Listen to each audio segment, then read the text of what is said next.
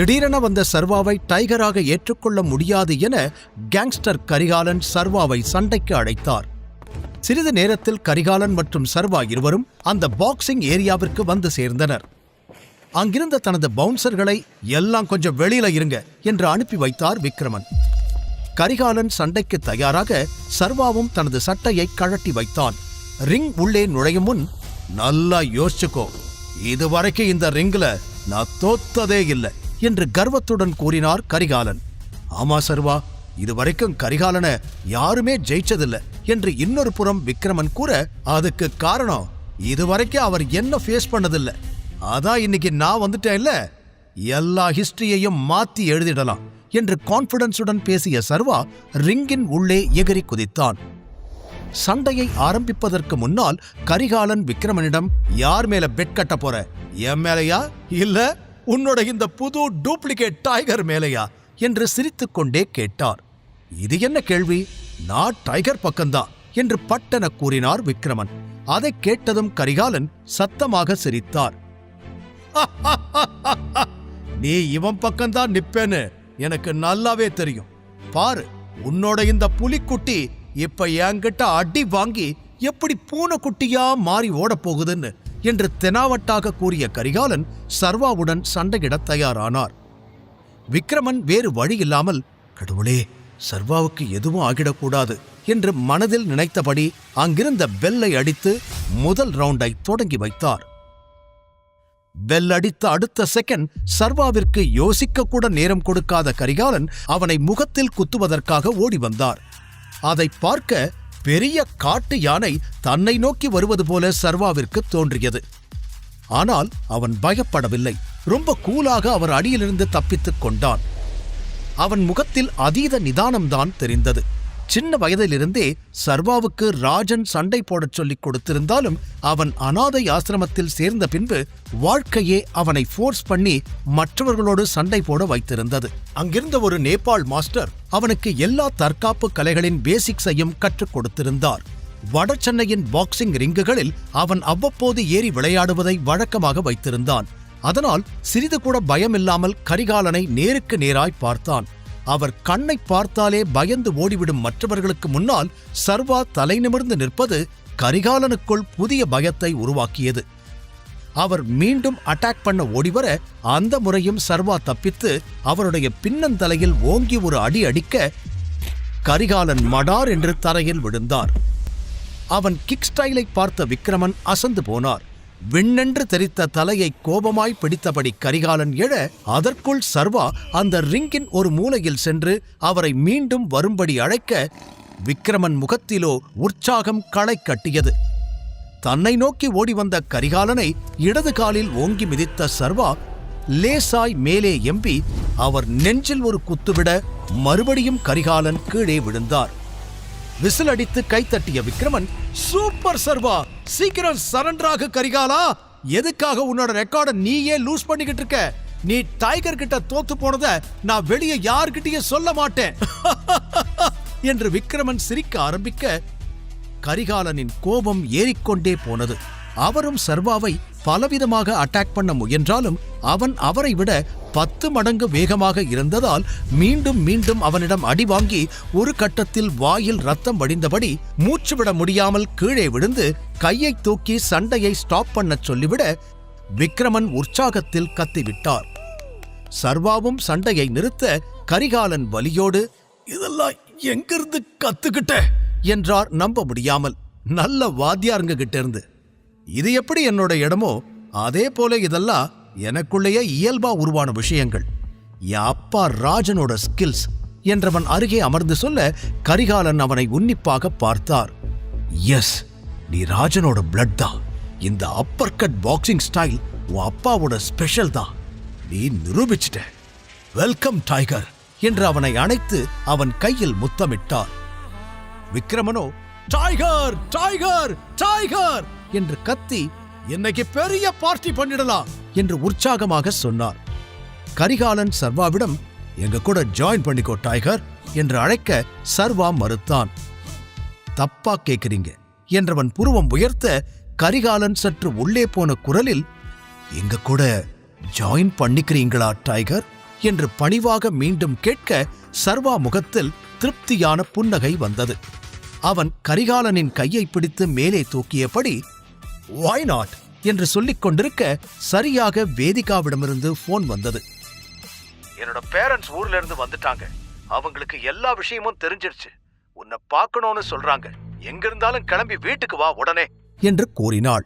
இது என்ன புது பிரச்சனை? இவளுக்கு அப்பா அம்மா இருக்காங்களா? கல்யாணத்துக்கு கூட வரலையே. இப்ப என்ன டிராமா பண்ண காத்திருக்காங்கன்னு தெரியலையே என்று அவன் அமைதியாகவே யோசிக்க, "ஏய், நீ லைன்ல இருக்கியா இல்லையா? உடனே கிளம்பி வா. இது எல்லாம் உன்னாலதான் ஸ்டார்ட் ஆச்சு. வந்து நீயே பேசிக்கோ" என்று மீண்டும் எரிச்சலோடு கூறினாள் வேதிகா.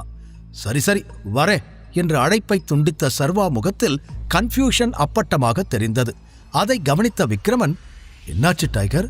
Any problem?" என்று கேட்டார். "அங்கிள், எனக்கு கொஞ்சம் வேலை இருக்கு. என்னால உங்க கூட இன்னைக்கு ஜாயின் பண்ணிக்க முடியாது. சாரி கரிகாலன், நான் கிளம்பணும்" என்று பொதுவாக கூறினான். "இட்ஸ் ஓகே சர்வா. எங்க போற? ஏதாவது பிரச்சனையா? என் உதவி ஏதாவது உனக்கு தேவைப்படுதா? எதுவா இருந்தாலும் என்கிட்ட சொல்லு" என்று விக்ரமன் மீண்டும் கேட்க, "அதெல்லாம் ஒண்ணு இல்ல அங்கிள். இது என் பர்சனல். நான் என்னோட மாமியார் வீட்டுக்கு தான் போறேன். அதான் கொஞ்சம் டென்ஷனா இருக்கேன். You guys carry on. நான் இன்னொரு நாள் உங்களை மீட் பண்றேன்" என்று சர்வா சொன்னதும் அதிர்ச்சியுடன் அவனை பார்த்த கரிகாலன், "சர்வா, உனக்கு கல்யாணம் ஆயிடுச்சா? எப்போ? இத பத்தி நீ சொல்லவே இல்லையே" என்று கேட்டார்.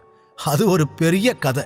நான் இன்னொரு நாள் சொல்றேன்" என்று அவசரத்தில் இருந்த சர்வா கூறியதை புரிந்து கொண்ட விக்ரமன், "ஓகே சர்வா, நீ கிளம்புறதுக்கு முன்னாடி ஒரே ஒரு விஷயத்தை மட்டும் சொல்லிடுறேன். சூர்யா கிட்ட நீ வந்துட்டேன்னு சொல்ல போறேன். எப்ப வேணாலும் நீ வந்து எல்லாத்தையும் டேக் ஓவர் பண்ணிக்குவேன்னு சொன்னாதான் அவனும் தயாரா இருப்பான். இல்லனா தேவையில்லாத பிரச்சனை தான் வரும்" என்று விக்ரமன் சொல்ல சில நொடிகள் யோசனை செய்த சர்வா, "இல்ல அங்கிள், இப்ப சொல்ல வேண்டாம். எனக்கு முடிக்க வேண்டிய கணக்கு கொஞ்சம் பாக்கி இருக்கு. தெரிஞ்சுக்க வேண்டிய உண்மைகளும் நிறைய இருக்கு. அதெல்லாம் தெரிஞ்சதுக்கு அப்புறம் அவங்கிட்ட விஷயத்த சொல்லிக்கலாம். அது வரைக்கும் என்னை பத்தி எதையும் சொல்ல வேண்டாம்" என்று தீர்க்கமாக கூறினான். ஏதோ காரணத்திற்காகத்தான் இவ்வாறு கூறுகிறான் என்று விக்ரமன் கரிகாலன் இருவரும் புரிந்து கொண்டனர். எனவே, "சரி, நீ சொல்ற வரைக்கும் நாங்க எதுவும் பண்ணல" என்று கரிகாலன் கூற, விக்ரமன் ஒரு கிஃப்ட் பாக்ஸை சர்வாவிடம் கொடுத்து, "இதுல எக்ஸ்பென்சிவான ஆல்கஹால் இருக்கு. உன் மாமனார்கிட்ட இத கொடு, ரொம்ப சந்தோஷப்படுவாரு" என்று சொல்ல, "இது ஒண்ணுதான் குறைச்சல்" என மனதில் நினைத்த சர்வா, "ரொம்ப தேங்க்ஸ் அங்கிள்" என்று அதை வாங்கிக் கொண்டான். பின் சர்வா ஒரு தலை அசைப்போடு அங்கிருந்து கிளம்பிவிட்டான். ஆனால் செல்லும் வழியிலெல்லாம் வேதிகாவின் பெற்றோர்கள் தன்னை பார்த்தால் என்ன நினைப்பார்கள் என்று ஒரு மாதிரி படபடப்பாகவே இருந்தது. கரெக்டாக அவன் வீட்டிற்கு வந்ததும் நீண்ட மூச்சுகளை இழுத்துக்கொண்டு உள்ளே செல்ல அவனையும் மீறி லேசாக வேர்த்தது.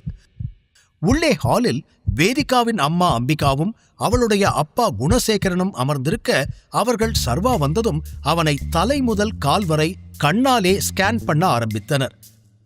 அது அவனுக்குத்தான் ஒரு மாதிரி இருந்தது.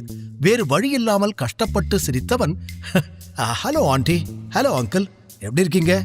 அண்ட் இந்தாங்க அங்கிள், இது உங்களுக்காக தான் கொண்டு வந்தேன்" என்று குணசேகரன் கையில் தான் கொண்டு வந்த கிஃப்ட் பாக்ஸை கொடுக்க, அம்பிகா அதை பார்த்து முகத்தை திருப்பிக் கொண்டார். சர்வாவை பார்த்த நிமிடமே அவன் எப்படிப்பட்ட பேக்ரவுண்டை சேர்ந்தவன் என்று அம்பிகா கணக்கு போட்டு விட்டவர் அவனை அந்த நிமிடமே வெறுக்க ஆரம்பித்தார். ஆனால் குணசேகரன் அந்த பாக்ஸில் இருந்த எக்ஸ்பென்சிவான ஸ்காட்ச் விஸ்கி பாட்டிலையும் அவனையும் நம்ப முடியாமல் பார்த்து, "இது ரொம்ப எக்ஸ்பென்சிவான கலெக்ஷன் ஆச்சே. இந்தியால இது கிடைக்கவே கிடைக்காது. இது எப்படி?" என்று வியப்பாகச் சொல்ல, அம்பிகாவோ அந்த பாக்ஸை பிடுங்கி டேபிளில் எறிந்தார். "சும்மா கற்பனை பண்ணிக்கிட்டு இருக்காதீங்க. இதை திருடிக்கிட்டு கூட வந்திருப்பான். ஆளை பார்த்தாலே தெரியல" என்று கத்தியவர் கோபமாய் எழுந்து, "எதுக்காக இதை கொண்டு வந்த? என் பொண்ணை எப்படி ஏமாத்துறியோ அப்படியே எங்களையும் ஏமாத்த பாக்குறியா? உன்னாலதான் என் பொண்ணோட வாழ்க்கையே போச்சு" என்று சொல்ல சர்வா உடனடியாக மறுத்தான். "ஆண்டி, தேவையில்லாம என் கேரக்டரை பத்தி தப்பா பேசாதீங்க. நான் எதையும் திருடவும் இல்ல, உங்க பொண்ணை ஏமாத்தவும் இல்ல" என்றான். "சும்மா டிராமா பண்ணாத. எனக்கு உன் பிளான் என்னன்னு நல்லாவே தெரியும். என் பொண்ணை வச்சு சொகுசா வாழத்தானே இவ்வளவு கீழ்த்தரமா இறங்கி இருக்க. என் பொண்ணோட லெவல் என்ன, உன் லெவல் என்ன? அவ கால் தூசிக்கு நீ வருவியா?" என்று கத்த, ஒரு பக்கம் அவரது பேச்சு சர்வாவுக்கு எரிச்சலானாலும் தான் என்ன சொன்னாலும் அவர்கள் நம்பாமல் இருப்பது அவனுக்கே கஷ்டமாக இருந்தது. அவனும் வேதிகாவும் அன்று ஒரே அறையில் இருந்தது எப்படி என்று இப்பொழுது வரை அவனுக்கே புரியவில்லை. அதனால் சர்வா அவர்களுக்கு எந்த விளக்கமும் தரவில்லை. அப்படி கொடுத்தாலும் கேட்கக்கூடிய ஆளாக அம்பிகா இருக்க மாட்டார் என்று அவனுக்கு தெரிந்துவிட்டது. ஆனால் சர்வாவின் அமைதியில் அம்பிகா மேலும் வெறியாகி, வாயத் திறந்து சொல்லு, எதுக்கு என் பொண்ணை ஏமாத்த பாக்கற என்று மீண்டும் கத்த, குணசேகரன், அம்பிகா அம்பிகா கொஞ்ச நேரம் பொறுமையா இரு என்றவர் சர்வாவை அமரச் சொல்ல, அம்பிகா அவனை கோபமாய் பார்த்தபடி அமர்ந்தார். பின், நடந்த எல்லா விஷயத்தையும் நாங்க கேள்விப்பட்டோம். என் பொண்ணுக்கும் அன்னைக்கு ராத்திரி என்ன நடந்துச்சுன்னு தெரியல. நீயும் எந்த விளக்கமும் கொடுக்க மாட்ற. சோ நீங்க பண்ண தப்ப யாராலையும் மாத்த முடியாது. அதனால பெரியவர் முடிவு பண்ண மாதிரி நீங்க 2 பேரும் சேர்ந்து வாழறதுதான் எனக்கு சரியா படுது என்று குணசேகரன் சொல்ல, சர்வா மறுக்காமல் தலையசைத்தான். ஆக்சிடென்டாக கிடைத்த உறவு என்றாலும் இந்த உறவை தக்க வைத்துக் கொள்ள வேண்டும் என முடிவெடுத்து விட்டான் சர்வா. அத்தோடு தான் டைகர் என்ற ரகசியமும் இங்கே இருக்கும் யாருக்கும் தெரிந்துவிடக்கூடாது என்பதில் தீர்க்கமாக இருந்தவன் எந்த சூழ்நிலையிலும் நிதானம் இழந்துவிடக்கூடாது என்று மனதிற்குள் உறுதியெடுத்துக் கொண்டான். பின்னர், நீ என்ன வேலை பார்க்கிற சர்வேஸ்வரன் என்று குணசேகரன் விசாரிக்க, சர்வா ஒரு பெருமூச்சோடு புன்னகையை வரவழைத்தபடி, டெலிவரி பாயா ஒர்க் பண்ணிக்கிட்டு இருந்தேன் அங்கிள். ஆனா இன்னையோட அந்த வேலையும் போயிடுச்சு என்று சொல்ல, அம்பிகா மேலும் கோபமாய் அவனை பார்த்தார். ஆனால் குணசேகரனுக்கு அவனது வெளிப்படையான நேர்மையான பதில் பிடித்திருந்தது. சரி, ஆனா நீ வேற ஏதாவது ஒரு நல்ல பெரிய வேலையா தேடிக்க பாரு. அப்பதான் உன்னால எங்க பொண்ணுக்கு சமமா இருக்க முடியும் என்று குணசேகரன் சொல்ல, சர்வா சரி என்று தலையாட்டினான். அதை கேட்டு சிரித்த அம்பிகா, இவனுக்கு யாராவது வேலை கொடுப்பாங்கன்னு நினைக்கிறீங்களா என்று கேட்க, முகத்தை மட்டும் கனிவாக வைத்துக்கொண்டு வார்த்தைகளை தெளிவாக பேசினான் சர்வா. உலகத்துல நிறைய வேலை இருக்கு ஆண்டி. யாரும் எனக்கு வேலை தரமாட்டேன்னு சொல்ல போறதில்ல. எனக்கேத்த வேலை நிச்சயமா கிடைக்கும். சோ என்ன நினைச்சு ரொம்ப கவலைப்படாதீங்க என்று கூற, பாத்தீங்களா பாத்தீங்களா எப்படி திமிரா பேசுறான்னு என்று அம்பிகா மேலும் கடுப்பாக, அவ்வளவு நேரம் நடந்ததையெல்லாம் வேடிக்கை பார்த்து கொண்டிருந்த வேதிகா கூட அவனை ஆச்சரியமாய் பார்த்தாள். யாரையும் வெளிப்படையா பார்த்து எடை போற்றாதீங்க ஆண்டி என்றான். மறுபடியும் அம்பிகா அகங்காரமாய் சிரித்து, இந்த வெட்டி பேச்சுக்கு ஒன்னும் குறைச்சல் இல்ல.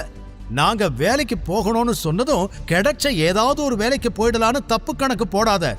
இன்னைக்கே கூட கார் கழுவுற வேலையோ இல்ல சூப்பர் மார்க்கெட்ல பில் போடுற வேலையோ ஈஸியா கிடைச்சிடும். ஆனா நாங்க சொல்றது என் பொண்ண கல்யாணம் பண்ணிக்க தகுதியான ஒரு அந்தஸ்தான வேலை. அத உன்னால ஒரே நாள்ல கண்டுபிடிக்க முடியாது என்று சொல்ல, அவர் சொன்னதை கேட்டு சர்வாவுக்கு சிரிப்புதான் வந்தது. அடக்கிக் கொண்டான். வேதிகாவும் சர்வா இப்படி ஓவர் கான்பிடென்டாக பேசுவது பிடிக்காமல் தன்னுடைய ரூமுக்கு எழுந்து சென்று விட்டாள்.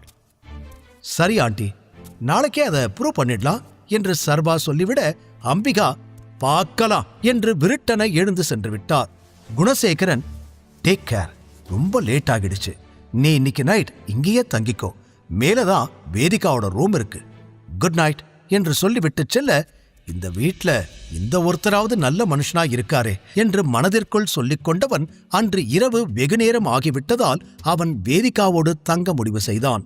அவள் ரூம் கதவை தட்டிவிட்டு சர்வா உள்ளே செல்ல போன நிமிடம் வேதிகா அவசரமாய் வந்து கதவை பிடித்துக்கொண்டு, என்ன என்று கேட்க, சர்வா கூலாக, லேட் நைட் ஆகிடுச்சு, உங்க அப்பாதான் என்னை இங்கேயே ஸ்டே பண்ணிக்க சொன்னாரு என்றவன் கதவை திறக்க முயல, வேதிகாவின் முகம் கோபத்தில் சிவந்தது.